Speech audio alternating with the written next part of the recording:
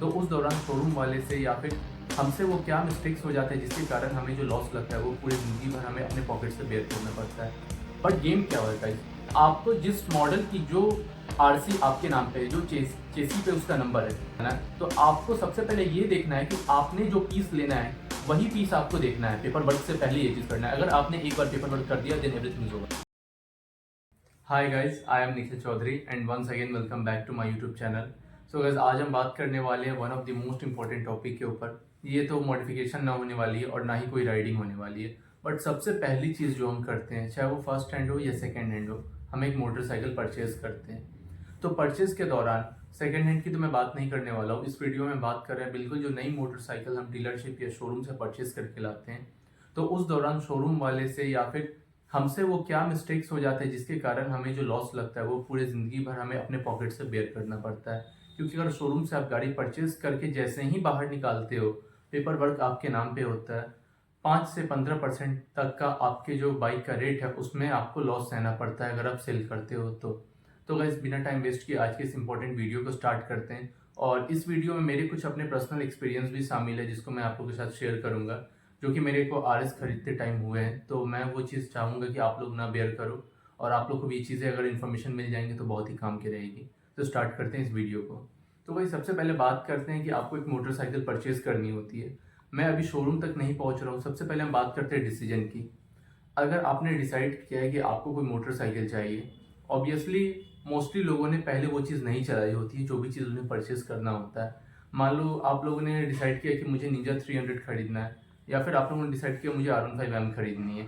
तो आप लोगों ने सीधा वो बाइक देखा, अपने स्पेसिफिकेशन के अनुसार आपको अच्छी लगी, आपको BHP torque braking worth of price money के अकॉर्डिंग लगी, तो आप लोगों ने वो चीज़ परचेज करने का चाहा और आप सीधा जाओगे शोरूम।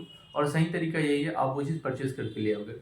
बट बाइक खरीदने से पहले मैं एक चीज़ बता दूं, जैसा आप एक्सपेक्टेशन रखते हो मशीन की स्पेसिफिकेशंस उतनी ही होती है, इवन उससे बेटर भी परफॉर्मेंस होती है। बट रियलिटी ये है कि जब उसके पोस्चर, उसकी राइडिंग कंडीशन, आपके लिए जिस चीज़ की डिमांड है और बाइक जिस चीज़ के लिए कैपेबल है, दोनों में बहुत ही डिफरेंस है। आप किसी ऐसी चीज़ को चाह रहे हो जो कि आपके रिक्वायरमेंट के अकॉर्डिंग फिट नहीं बैठ रही है।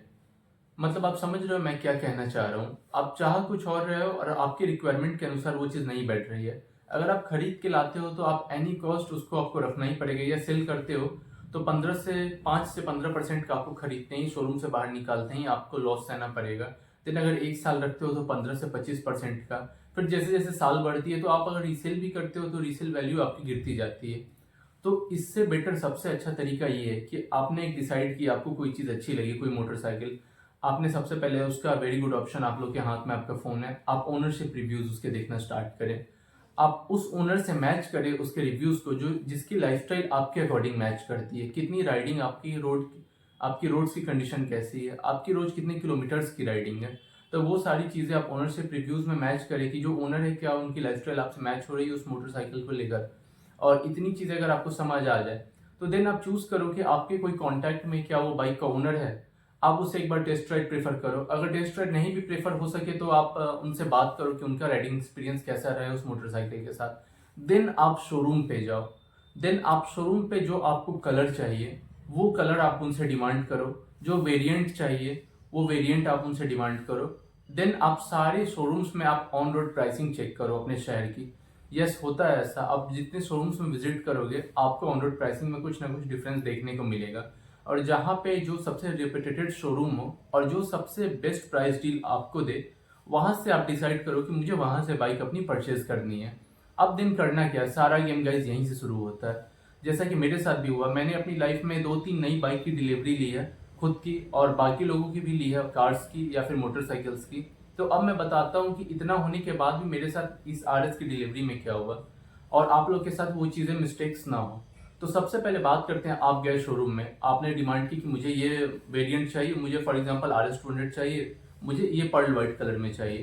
तो शोरूम ने बोला हाँ सर अवेलेबल है, आपको हो जाएगी। तो कितनी प्राइस पड़ेगी, आपने पूछा ऑन रोड इतनी प्राइस पड़ेगी। तो ठीक है, मुझे इसकी डिलीवरी चाहिए, तो अभी चाहिए सर, अभी हो जाएगी। देन आपके पास कैश होता है, या आप कार्ड से पेमेंट करो, या आप जैसे ऑनलाइन पेमेंट करो, या आप फाइनेंस पे अवेलेबल करवाओ डाउन पेमेंट देकर। तो जैसे ही आप डिसाइड करते हो तो आपके पास वहाँ का सेल्समैन आता है या फिर शोरूम के मेंबर्स आते हैं। तो सर हो जाएगी मॉडल, हम पेपर वर्क करना स्टार्ट करते हैं, आपकी बाइक डिलीवरी हो जाएगी। और जो सामने बहुत सारे उस दौरान बाइक लगे होते हैं, आरएस की 3-4 कलर या फिर आरएस ही लगी होगी, तो आप देखोगे कि अच्छा ये वाली गाड़ी है। तो आप आरएस उस टाइम पे बैठ के भी देखोगे, आप ऑन करके भी देखोगे, वहां पे आपको 3-4 गाड़ियां देखने को मिलेगी। ऑब्वियसली आप परचेस करने जा रहे हो तो आप वो देखोगे, आपको दिखाएगा भी बंदा। बट गेम क्या होगा गाइस, आपको जिस मॉडल की जो आरसी आपके नाम पे है, जो चेसी पे उसका नंबर है, जो गाड़ी अभी वर्कशॉप में जाएगी आपके लिए असेंबल होगी, जहां पे उसकी बैटरी असेंबल होगी, जहां पे वो बाइक वॉश होगी, जहां पे वो गाड़ी फुल्ली मिरर वगैरह उसमें एडजस्ट होंगे, मिरर वगैरह लगेंगे और भी बहुत सारे जो काम होते हैं डिलीवरी से पहले, फ्यूल डलाना है। तो आपको सबसे पहले ये देखना है कि आपने जो पीस लेना है वही पीस आपको देखना है। पेपर वर्क से पहले ये चीज करना है। अगर आपने एक बार पेपर वर्क कर दिया देन एवरीथिंग इज ओवर, फिर आप कुछ नहीं कर सकते हो। रियलिटी यही है। बाद में आप जो कुछ भी करो, अब मैं बताता हूँ तो करना क्या है। आपने पेपर वर्क से पहले बोलना है कि मुझे ये वाली पीस चाहिए। और सबसे इंपॉर्टेंट याद रखना, अगर फेयरिंग बाइक है तो ये बहुत ही ज्यादा इंपॉर्टेंट है। आपने फ्रंट मास्क से लेकर tank cover, side panel, back, everything, उस पर एक स्क्रैच और डेंट भी ना हो वो चेक करना है। अब दिन आप लोगों के क्या करना है, आप लोग को ध्यान देना है टायर्स पे मोटरसाइकिल के। मैं एक चीज बता दूं, बाइक जहां फैक्ट्री में बनती है, मैन्युफैक्चरिंग के पास, वहां से वो व्हीकल में लोड होती है ट्रक्स में, फिर वहां से डीलरशिप शोरूम्स के पास जाती है, फिर वहां से उनके गोडाउन में जाती है, तब आप तक पहुंचती है। तो उस दौरान बाइक थोड़ा बहुत तो चलती है, वो तो अच्छी चीज है। बट आप टायर के बाल चेक करना, जो टायर्स पे छोटे छोटे छोटे छोटे हेयर होते हैं और 2 लाइन आपको नजर आएगी टायर पे, वो देने का मतलब यही है कि जैसे अगर बाइक ज्यादा चलेगी तो वो लाइन आपको गायब दिखेंगे। तो आपको टायर्स जरूर चेक करने हैं अपनी मोटरसाइकिल के, कि वो टायर्स पे जो है बाल है या नहीं टायर्स की, या वो दोनों लाइनिंग गायब तो कहीं नहीं हो गई टायर की। तो वो आप चेक करोगे सबसे पहले। देन आपको एक एक स्क्रैच चेक करना है और एक इग्निशन ऑन करके भी देखना है, अंदर के कंसोल के एरिया को सब कुछ मॉनिटर करना है आपको। और भी बहुत सारी चीजें चेक करनी है। फॉर एग्जाम्पल, जब आप अगर उसमें बैटरी असेंबल हो तो आप सेल्फ मार के देखो उसके आरपीएम का मीटर कैसा जा रहा है, या फिर स्पीडोमीटर फुल्ली डिजिटल है तो वो कैसा वर्क कर रहा है। अब उनका साउंड भी सुन के देखो। और सबसे इंपॉर्टेंट चीज, आई नो बहुत से ऐसे छोटे शहरों में अवेलेबल ये चीज़ नहीं होती है, बट अगर टेस्ट राइड अवेलेबल हो तो वो चीज़ आप जरूर करना। क्योंकि अब मैं बताता हूँ सारा गेम कहाँ से शुरू होता है। मैंने इतनी सारी डिलीवरी ली है अपनी लाइफ में, और भी बहुत लोगों की कॉन्टैक्ट्स में कार्स की भी डिलीवरी ली है, बाइक्स की भी ली है। इतनी ज़्यादा डिलीवरी लेने के बाद मैं जब आरएस की डिलीवरी लेने गया, अब मैं बताता हूँ सारी कहानी। मैंने आरएस यहाँ से भाई परचेज किया, मैंने देखा मॉडल लगी हुई थी, मैंने भी ऊपर से चेक किया, सब कुछ किया, पेपर वर्क फाइनल करी, मेरी बाइक रेडी होके आ गई। मैंने लिया बाइक, इग्निशन ऑन की। जैसा कि आप लोग को पता है, मैंने इग्निशन ऑन की, मैंने देखा नहीं क्योंकि मैं पहले से हैबिचुएटेड था, फेरिंग बाइक एक आध तो चलाता ही था और अपनी बाइक्स चलाता था। तो मैंने सीधा इग्निशन ऑन की, मैं हैबिचुएटेड था, सेल्फ मारा, अपना थोड़ा आगे बढ़ा। बट जैसे ही मेरा ध्यान वहाँ के स्पीडोमीटर पे गया, स्पीडोमीटर वर्क ही नहीं कर रहा था गाड़ी का। वो हो गया, मतलब मुश्किल से ये 200-300 मीटर आगे की कहानी होगी। देन मैंने शोरूम वाले को कॉल किया, तो उन्होंने बोला आप बाइक वापस लेके आओ। तो मैं बाइक वापस लेके गया, बहुत अच्छे तरीके से उन्होंने वो फिक्स करके दे दिया। ये तो हो गई एक चीज़। दूसरी चीज़ अब मैं बताता हूँ, उसी दौरान एक चीज़ और भी हुई थी। जो मेरा मिरर था वो शुरू से ही एक स्लिप था, लेफ्ट या फिर लेफ्ट साइड का मिरर। तो वो लेफ्ट साइड का मिरर इतना ज़्यादा स्लिप था कि जैसे ही मैंने बाइक शोरूम से बाहर निकाली, थोड़ा आगे बढ़ा, तो मैं सोचा मिरर एडजस्ट कर लेता हूँ, फेयरिंग बाइक है, पीछे का भी आइडिया अच्छा खासा होना चाहिए। तो जैसे ही मिरर खोला तो मिरर भी स्लिप हो गया। देन मैं वापस जब वो फिक्स कराने गया तो उन्होंने मीटर फिक्स करके दिया और उसके साथ उन्होंने मिरर भी फिक्स कर दिया। अब मैं बताता हूँ, मैं अपनी बाइक अकेले चला रहा था राइडर, मेरे साथ एक और भाई थे जो मेरी पल्सर 150 चला रहे थे। तो अब मैं बताता हूँ, जैसा कि हमारी फेयरिंग स्पोर्ट्स टूरर कैटेगरी की जो भी मशीन्स होती है, या फिर आप मान लो फुल्ली फेयर्ड मशीन हो या नेकेड मशीन हो, उसमें जो एग्जॉस्ट, जैसे कि अगर वो अंडरबेली नीचे की तरफ है तो वो साउंड आपको ज़्यादा सुनाई देगा। बट वो जैसे ही आप फुल सिस्टम लॉन्ग केन वाला कोई एग्जॉस्ट डालते हो, शॉर्ट केन नहीं, तो जैसे ही वो पीछे जाता है तो पीछे वाली को ज़्यादा आवाज़ सुनाई देगा, राइडर को कम देगा।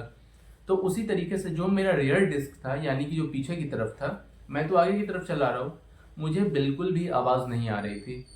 और रियर डिस्क में से बिल्कुल एकदम कुछ बजने की आवाज़ कॉन्टिन्यूसली आ रही थी। बगल वाला बंदा मुझे बोल भी रहा था कि बाइक में से कॉन्टिन्यूसली कुछ आवाज़ आ रही है। तो मैंने वो चीज़ें नोटिस नहीं करी। मुझे लगा कि ऑब्वियसली नई बाइक है, फेयरिंग मशीन है, थोड़ा आगे घर जाएगी, फिक्स हो जाएगी। एक दिन रखा, 2 दिन रखा, सुबह हाईवेज पे लेके गया। तब मैंने वो चीज़, जब मैं अपनी बाइक के पीछे बैठा, अगले बंदे को मैंने अपनी बाइक चलाने की दी, तब देखा मैंने कि वो कितनी ज़्यादा साउंड उसमें से आ रही है। तो फिर मैं दोबारा कांटेक्ट किया शोरूम वालों से, तो उन्होंने बोला कि ब्रेक पैड्स का इशू है, थोड़ा बहुत आप 100-200 किलोमीटर चला लोगे तो घिस जाएगी। बट ये आवाज़ मुझे बहुत इरिटेट करती थी। मैंने सोचा चलो फीचर में तो कोई दिक्कत नहीं, फिर मैंने बाहर मैकेनिक को दिखाया, तो मैकेनिक वगैरह ने भी बोला कि आप देखो अगर डिस्प्ले का इशू होगा तो आप अभी ही सब कुछ चेंज करवा लेना, नई गाड़ी है, अगर कहीं प्लेट भी टेढ़ा होगा तो। बट ऐसा तो अभी कुछ प्लेट्स वगैरह में नहीं है, ब्रेक पैड्स में हो सकता है। तो फिर मैंने जब फर्स्ट सर्विस कराई बाइक की तो वहाँ दिखवाया, तो उन्होंने बोला कि थोड़ा और चला लोगे तो वो चीज़ खत्म हो जाएगी। ऐसे करते करते 500-700 किलोमीटर तक वो आवाज़ गाड़ी की नहीं गई। और उसके बाद जब मैंने कुछ टाइम दिया, सेकंड सर्विस हुई, थर्ड सर्विस भी बाहर में हुई, मॉडिफिकेशंस का काम हुआ, तब जाकर जितनी बार बाइक खुली वो आवाज़ तब जाकर बंद हुई।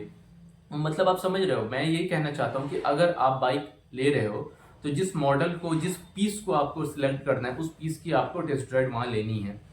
और टेस्ट ड्राइव लेनी है वहाँ से, उसके बाद उस भी आप पीछे भी किसी बंदे को बैठा हो, शोरूम का बंदा ऑब्वियसली आपके पीछे बैठेगा ही, साथ ही आप मॉनिटर करो कि उसमें से कोई एक्स्ट्रा वाइब्रेशन, कोई एक्स्ट्रा साउंड, कोई एक्स्ट्रा प्रॉब्लम तो नहीं है। जैसे कि आपको पूरी बॉडी तो चेक करनी है, बट राइडिंग के कंडीशन के दौरान आपको ब्रेक्स भी चेक करने हैं कि कहीं ज़्यादा आवाज़ ब्रेक से तो नहीं आ रही, कहीं ज़्यादा आवाज़, कोई पैनल वगैरह तो पूरा ढीला तो नहीं है, और सस्पेंशन कैसा, अटक तो नहीं रहा, बहुत ज़्यादा स्टिफ तो नहीं है, सारी चीज़ें आपको चेक करनी है।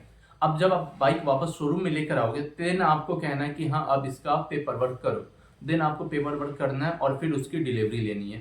तो ये सारी चीज़ें गाइस जो है, प्री डिलीवरी इंस्पेक्शन आपको बहुत ज़्यादा ज़रूरी है मोटरसाइकिल के लिए और कार्स के लिए भी। इस वीडियो में तो मैंने सिर्फ मोटरसाइकिल्स के लिए बताया है, क्योंकि अगर आप ये चीज़ें नहीं करते हो तो आप कितना भी कुछ कर लो, उसके बाद फिर लॉस आपको ही लगने वाला है। तो मेरे भी कुछ पर्सनल एक्सपीरियंस थे और मैं चाहता था कि आगे आप लोग को भी ये लॉस ना लगे।